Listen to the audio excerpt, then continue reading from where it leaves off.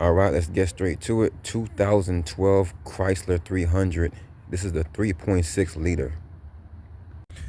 So today we are doing the front brake pads. This is what your brake pads should look like.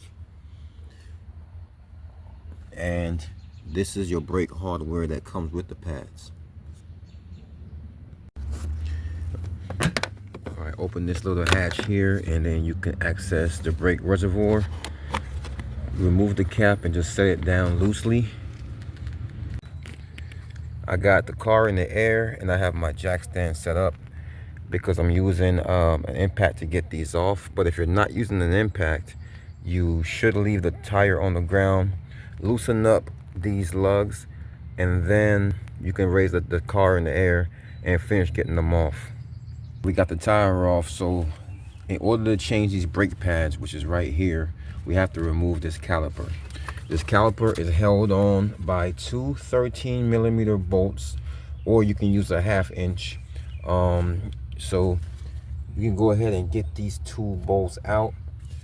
Like I said, it's a 1/2 inch or 13mm, and we can get those out. All right, so on some cars, when you try to remove the bolt, this right here would spin. The easiest way to deal with that is, this is an 18mm, and you can use that to hold that while you turn that bolt out. And if you don't have an 18mm, you should be able to use some pliers. It's not a lot of tension on that, so you should be able to use some pliers like that and use your other hand to get that bolt out. All right, so I have my caliper off right now, and just for safety measures, I have this part of the lobe tied off up here with the wire. You can use a zip tie or a strong enough string. So what I'm gonna do now is I'm gonna take out one of my old pads, and I'm gonna use this to press this piston back in.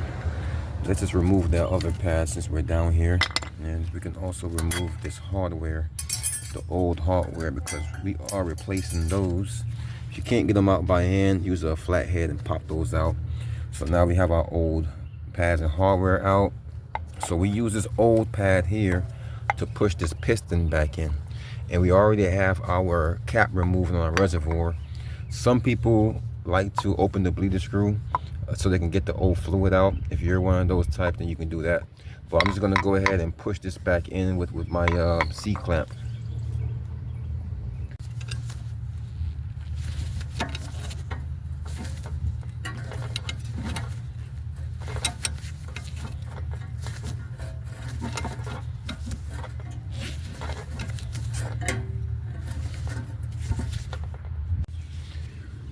Now that this piston is pushed all the way in, we can focus on this caliper bracket here. And if you look in these grooves, you see that it's dirty and gunked up.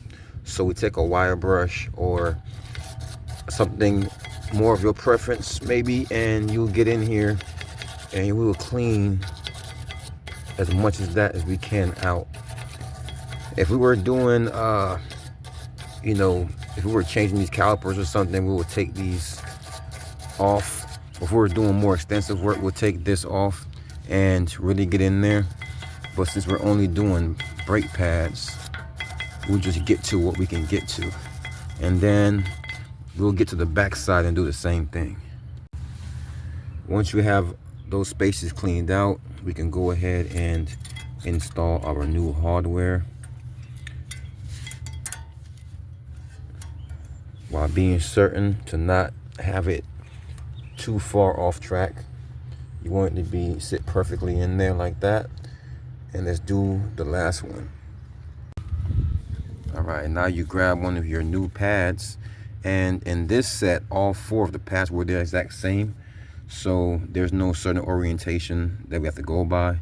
So just grab your first pad and slide it in there, and let's grab the pad that goes on the back and slide that on, and you can see they're on flush and they're sliding nice and easy. They're not stiff.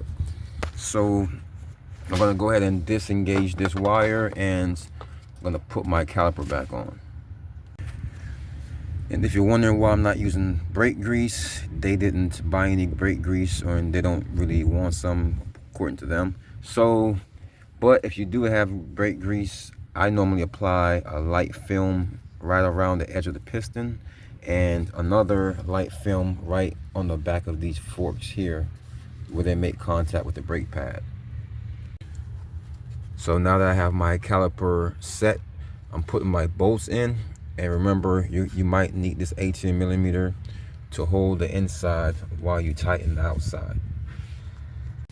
Okay, so now that we got those two bolts tight and everything is done, our brake pad is officially changed. So just do the other side, and then we can come up here and put this all the way back on and close our access panel off. Last thing to do is go ahead and get the tire back on. All right, that pretty much wraps it up.